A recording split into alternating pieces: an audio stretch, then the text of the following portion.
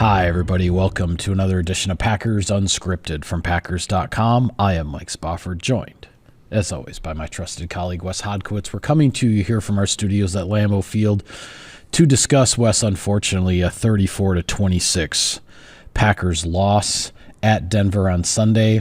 But as we know, this game was not about the loss in the loss column.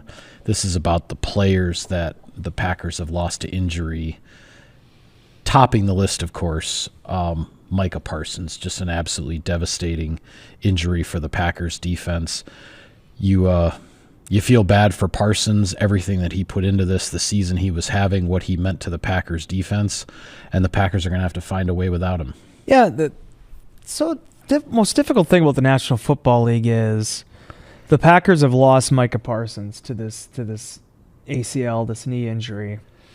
And it's not like it's the first time I thought about it, right? Like, I think there's always this worry every single Sunday you go into a game of, even if it isn't Parsons, potentially what you could lose, what injuries could be endured. And for all the physicality of the sport and for all the contact, in terms of the actual organizational side of things, the most devastating, debilitating injuries are these non-contact variety issues. So the moment he went down, everybody knew it was bad. You're watching the play develop downfield, and then your eye kind of goes back to where we were in the corner of the end zone, and you see a player down. And once you start to say, oh, my goodness, it's Micah Parsons, we peer up, and you see the replay, you just know it's bad from that very moment. And seeing the Denver Bronco players, Patrick Surtain, all the guys, Garrett Bowles, that went up to him and offered their condolences to him,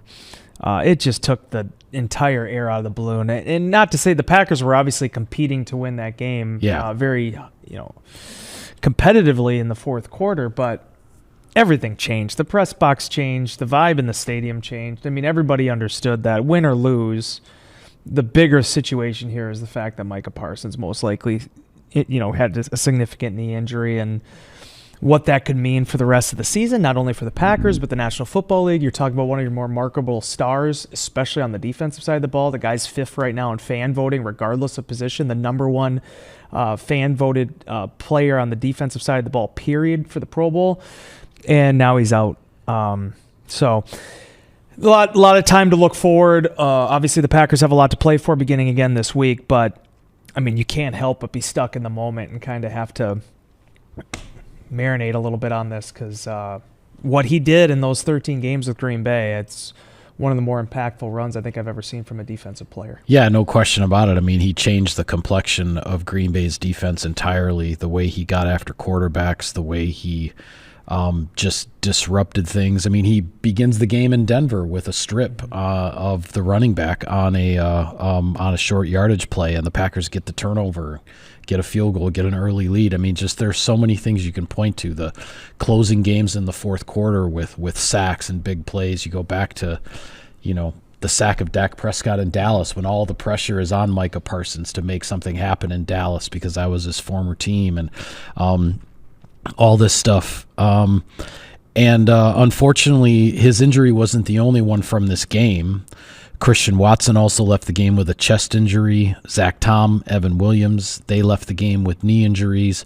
Now, at the time we're taping this episode, we have not gotten an update from head coach Matt LaFleur, but based on reports that are out there in the media and what's been circulating, it doesn't sound like any of the injuries to Watson, Tom, or Williams is a significant injury, but what it means in terms of how long they'll be out, how soon they can get back, we really have no idea at this point. And it's just it's just an illustration in some ways of how cruel this game can be, right? The Packers in midseason, the Packers look like they're hitting their stride, and then you lose one of the most important players on offense in Tucker Kraft. Suddenly, boom, he's out for the season.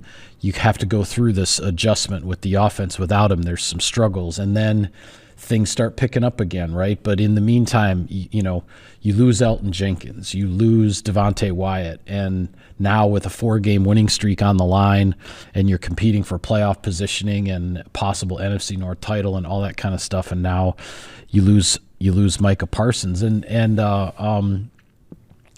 hope at the end of the season we're not talking about this one particular moment as the season changing or the season defining moment. But you could feel it even before the Parsons injury. You could feel the game change when Christian Watson went down on the deep ball. The Packers are up by 9 points. Matt LaFleur staying aggressive, trying to kind of put the foot on the throat of the number one team in the AFC.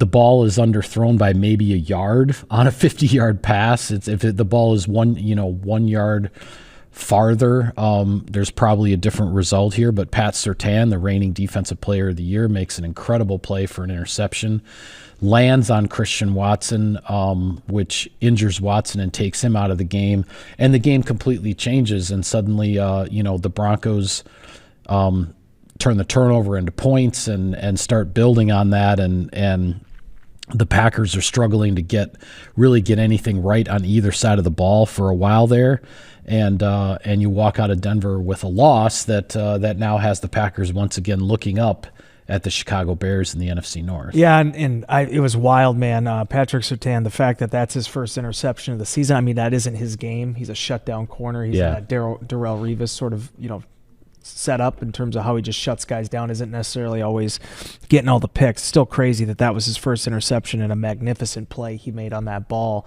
But yeah, we were talking about in the locker room, and everybody agreed that, even we were chatting with Josh Jacobs afterwards, who, I mean, my gosh, the guy completely went out on his shield with what he was dealing with the knee, the reps that he gave Green Bay, was feeling it afterwards. But he said it was a weird game all around. It was weird with the injuries. It was weird with the fact that the Packers struggled inside the red zone, the way that they did. They score on their first 5 possessions, which was the first time they've done that, I believe, since it was 2016 that they scored on each of their first 5 possessions, but they only got 23 points. 3 of those were field goals.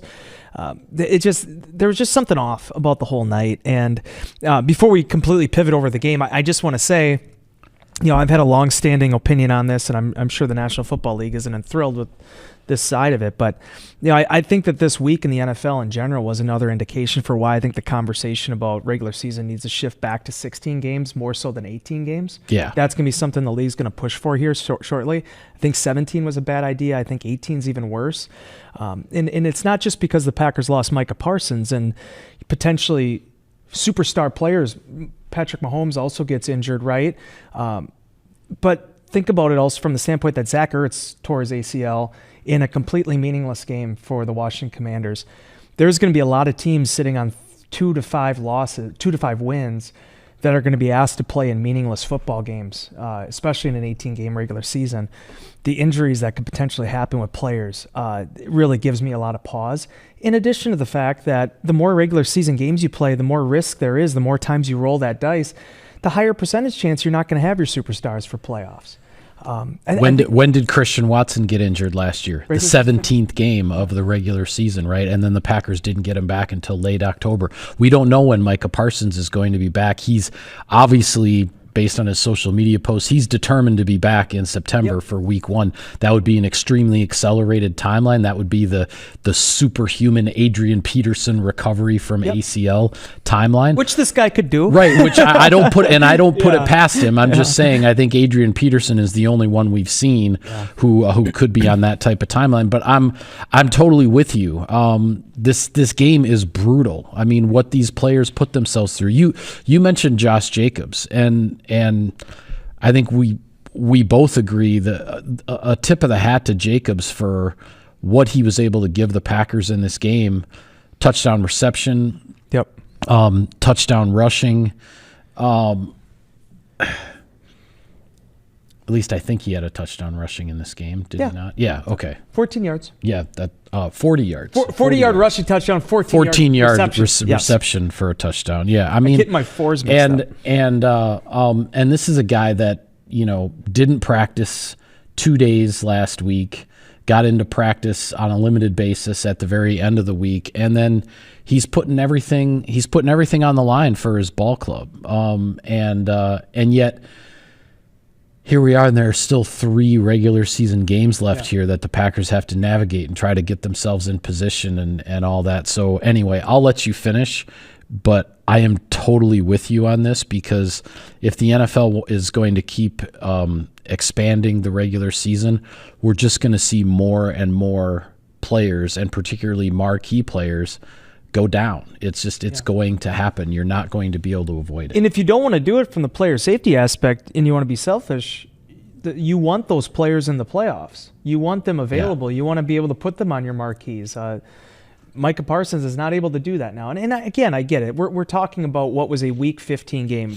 Even if there was, this could have been, 1992. They still be playing games right now. But it's just, I think there is something to be said about, again, rolling those dice every week and hoping that, guys get out of these games healthy, and not just with nicks and bumps and bruises, with significant career-altering injuries, and then also from the standpoint of, their football teams that are competing for these championships, that are competing for this notoriety, not being out there on Sundays. So, there's just... Even writing afterwards, I'm sure you felt the same way as we're on the bus and everything. And I got done transcribing all these quotes from the locker room. I kind of sat there for like maybe 2 or 3 minutes, and I was just kind of thinking over everything. And I'm like, it all seems so meaningless, when you're talking about the context of a game. This was, like last week you and I were discussing, this was a statement-making opportunity for Green Bay. And early on in that game, they made a pretty good statement. They had some explosive plays. There were some big coverage breakdowns from Denver that the Packers took advantage of. And I think Josh Jacobs ran the ball as well as you could have expected against that number 2 ranked run defense. But, you look at the numbers here, Mike, because some people have been asking you and I in the column, why didn't they run Josh Jacobs more? Josh Jacobs had 36 snaps. That was 55%. Emmanuel Wilson, who we found out on Saturday ended up falling ill and was questionable. He did play in the game, but was only available for 13 offensive snaps and still handled kickoff return duties. And then they sprinkled in Chris Brooks too.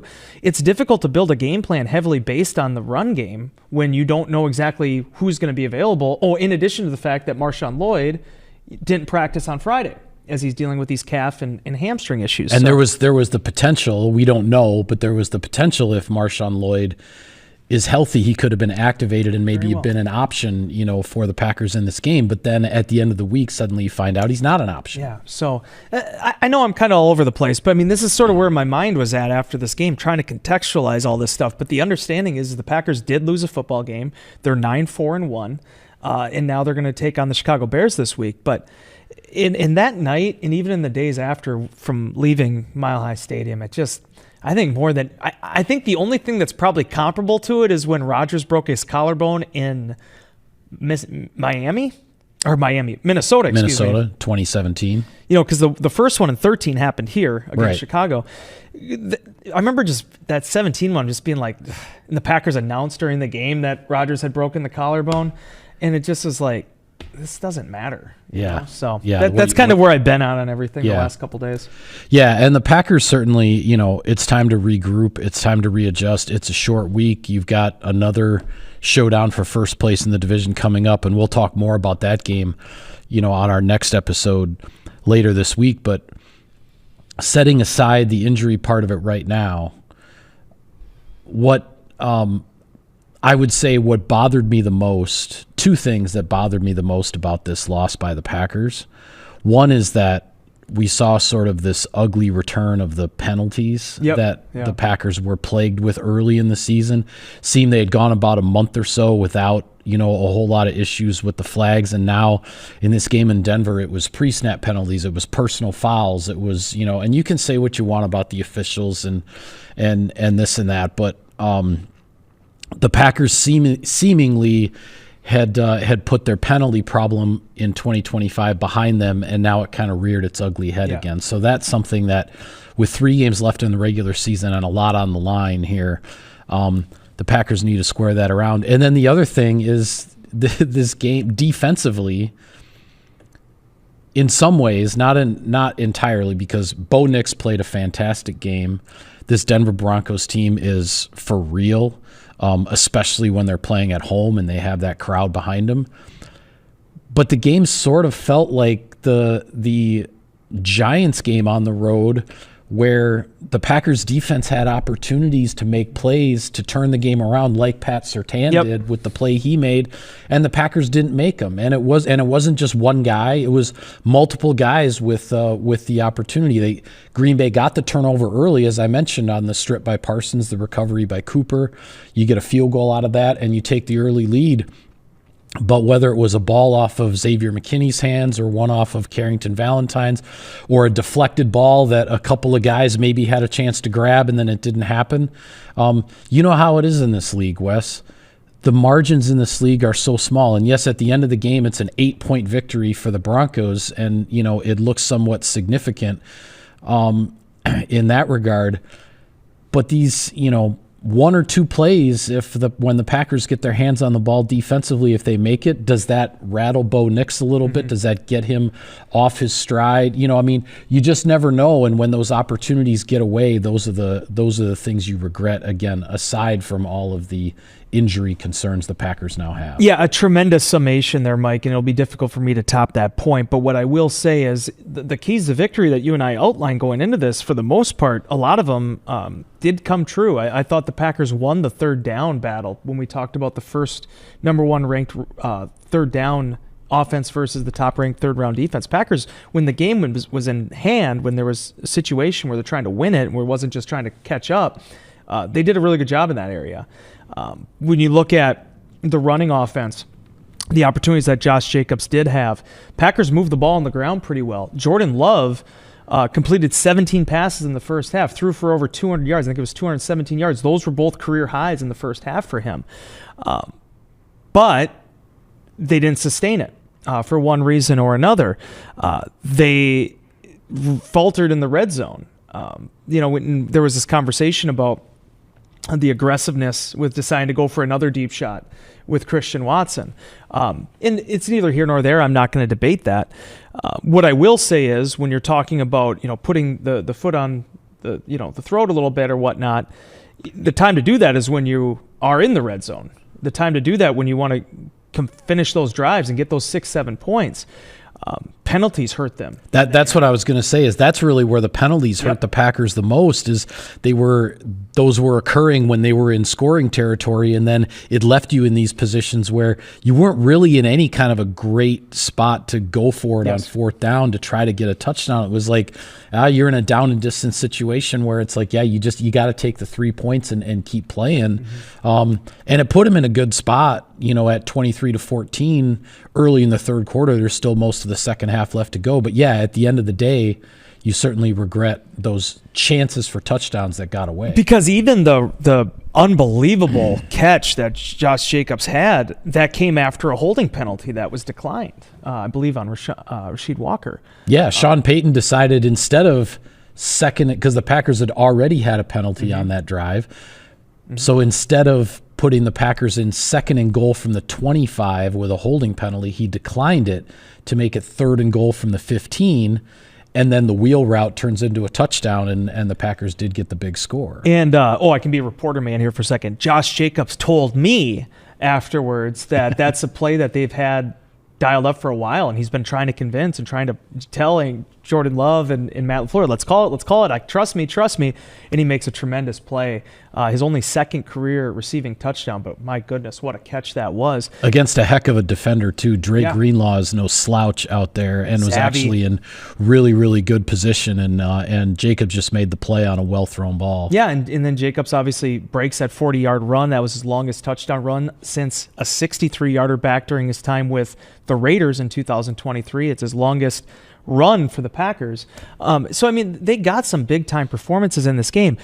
Where Green Bay, I felt, lost the game was in two areas. I thought the adversity defense was not there. And certainly the biggest one of all was the Micah Parsons, injury. But it was even the sudden change. Yep. They didn't have that. And then turning it back all the way to what you were saying, the Broncos secondary made plays and had some key interceptions of Jordan Love. The Riley Moss one, too, kind of put a stamp on it. Ball's a little bit behind. Dontavian Wicks gets knocked up in the air. Moss comes down with it. It is a bang-bang play, but it's one you got to get. Bo Nix, as you and I forecasted, gave the Packers some opportunities. Yes, he did. They didn't execute on them. And when you look at where the defense, and it's been a really strong defense this year, a top 5, top 10 defense in a lot of categories, the takeaways and the red zone defense are two areas where Green Bay has come up short this year. They're pretty much in the bottom third of those two areas in the league, and that kind of was the difference in this football game. Yeah, it was. And the other thing I will say as well is that I thought for a good portion of the game, and even when Zach Tom exited in the first half with a knee injury, I thought for a good portion of the game, the Packers' pass protection held up pretty well against this pass rush of the Broncos that came in with a league-leading 55 sacks. But you could see as the game wore on, as it got later in the fourth quarter, when the Packers were behind, the Broncos kind of knew that Green Bay had to throw the ball.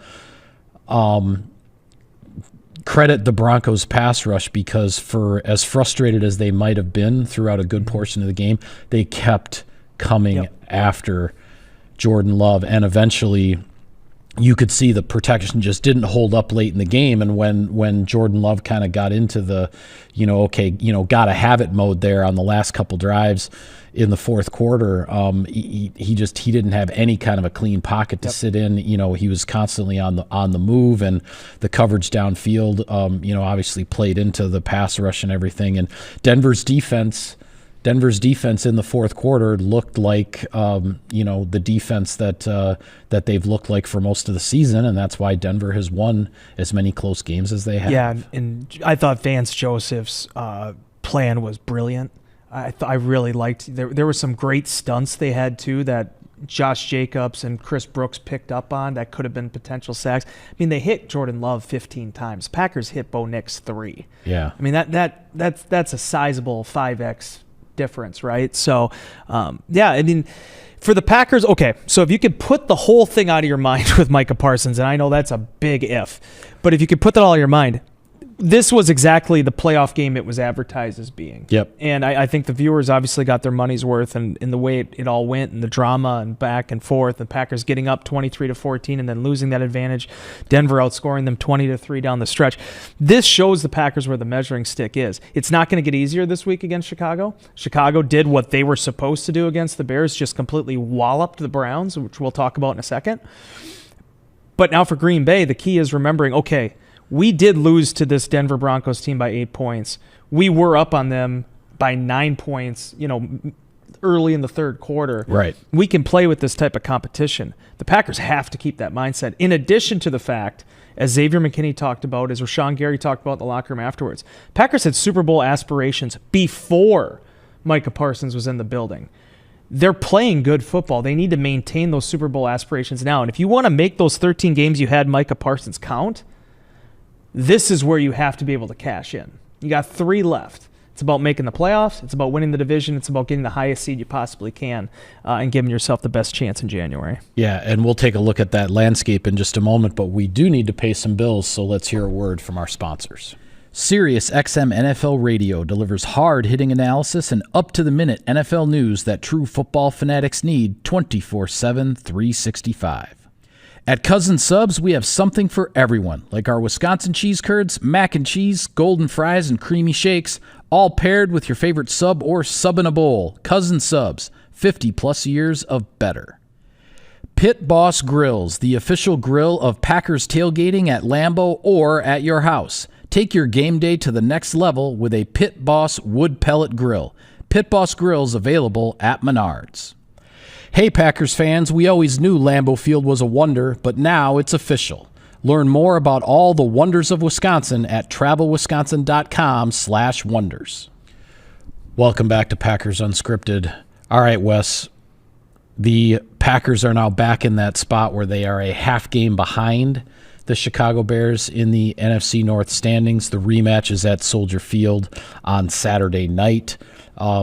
So the winner obviously puts themselves in the driver's seat for the division title with 2 games to go. The loser is most likely going to be, well, I guess I shouldn't say that, because if the Packers lose, they fall a game and a half back, whereas if the Bears lose, they'll only be a half game back. But as far as the playoff picture in general, the Packers scenario to clinch a playoff spot is very simple. Green Bay needs one more victory and a loss by the Detroit Lions. That is how Green Bay could clinch a playoff spot this week, is to beat the Bears and then to have the Lions lose to the Steelers. So a reasonable scenario there for Green Bay to clinch a playoff spot. But again, what we're seeing in the NFC is this constant, topsy-turviness. I mean, basically in the last 2 weeks, the Packers have gone from the 6 spot to the 2 spot, now down to the 7 spot. The Bears have gone from the 1 spot down to the 7 spot and now up to the 2 spot.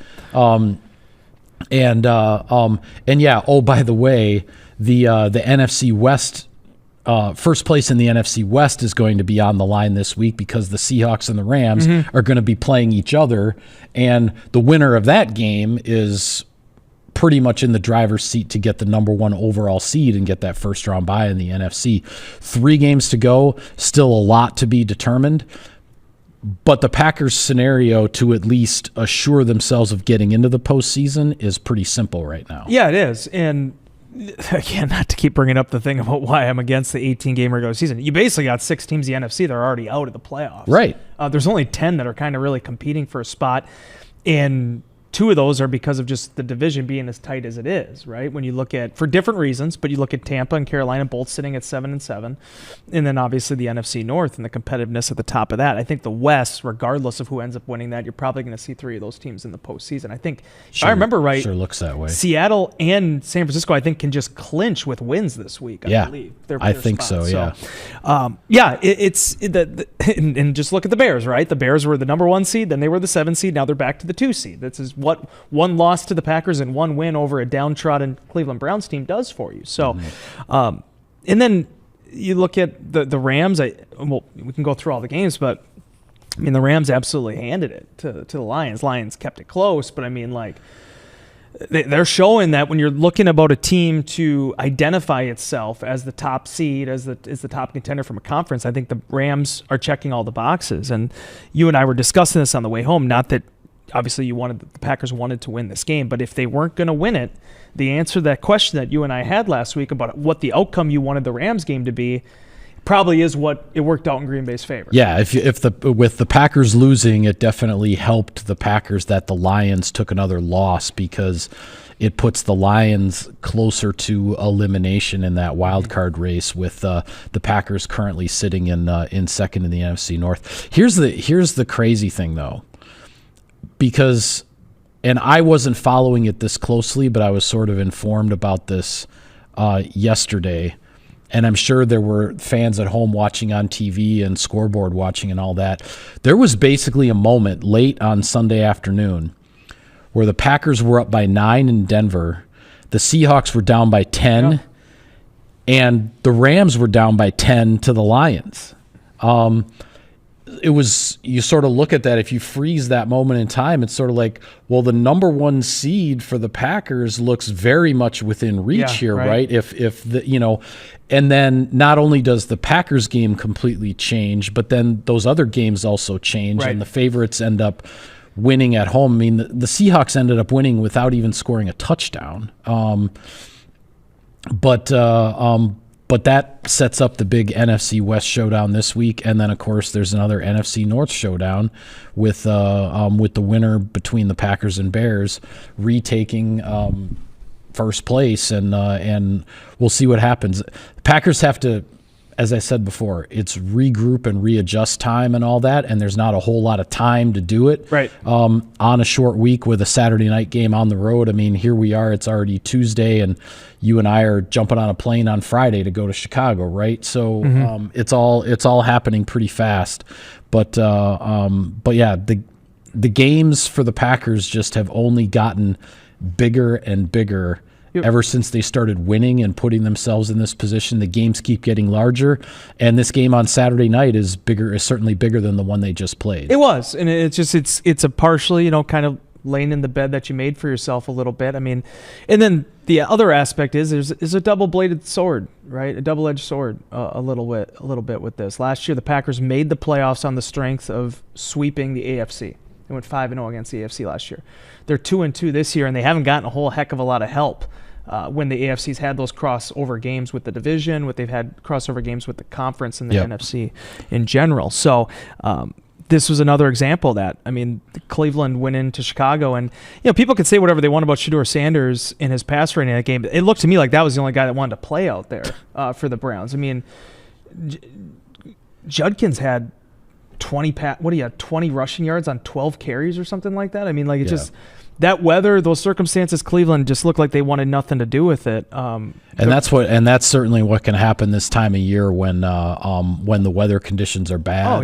And a team is out of it. Like, if Cleveland somehow had started that game with a quick touchdown or gotten, say, a 10-0 lead, but as soon as, the Bears had 2 touchdowns on the board fairly quickly, it was 14-0, and you just kind of figured, all right, Cleveland, I mean, it's freezing cold and windy and crappy weather and all that, and Cleveland's probably just going to fold up their tents, and as you said, other than Shedeur Sanders trying to do whatever he can to establish himself for the future, Cleveland really didn't put up any kind of a fight. And then obviously you tip your cap to Phillip Rivers and what he did against Seattle. They led that game pretty much the entire time up, but and then took the lead on a 60-yard field goal with like 45 seconds left. Like it was looking like they were going to be able to win it. But field goal number 6 for Jason Myers of Seattle wins it for the Seahawks. And then I'll end on this. You want to talk about playing some inspired football, though, and also just the calamity of the NFC South. Tyler Shuck and the Saints, and then the Atlanta Falcons knocking off Tampa Bay on Thursday Night Football. Both of those teams, man, don't tell them the season's over. I mean, they're playing for something. I mean, Kirk Cousins, you could tell what that win meant for him. The game-winning field goal, beating the Buccaneers, and then New Orleans. I mean, they are whatever. I think the talent issues, the depth issues that they're working through. You can tell that Kellen Moore's message is resonating with that locker room. They are fighting. Yeah. And Carolina continues to be this circling around 500 team that has moments of brilliance and then moments of like they had really on Sunday. Yeah, the last 2 weeks, the New Orleans Saints have beaten their 2 division rivals that they've been looking up at in the standings all season long, beating Tampa Bay and then Carolina in back-to-back games. And you just said it. Do not sleep on what Kellen Moore might be building in New Orleans because I give, what were they, 2-10 just 2 weeks ago, and they're looking like a team that is building something for the future with a new coach, a young coach, first-time head coach, and they've got a lot of work to do in New Orleans, but they're sending a message right now to their division that hey, we're gonna be in this thing right away next year. Yeah, and then you look at the rest of their schedule: Jets, Titans, Falcons. They could be a 7-10 team that goes 4-2 in their division. Interesting. Yeah, for sure. Well, we will preview Packers-Bears Saturday night. Well, we will preview it later this week. The game will be on Saturday night from Soldier Field, and we'll do that on our next show. But for now, we'll call it a wrap on this edition of Packers Unscripted. Be sure to follow all of our coverage of the team continually on Packers.com. For Wes, I'm Mike. Thank you for tuning in, everybody. We will see you next time.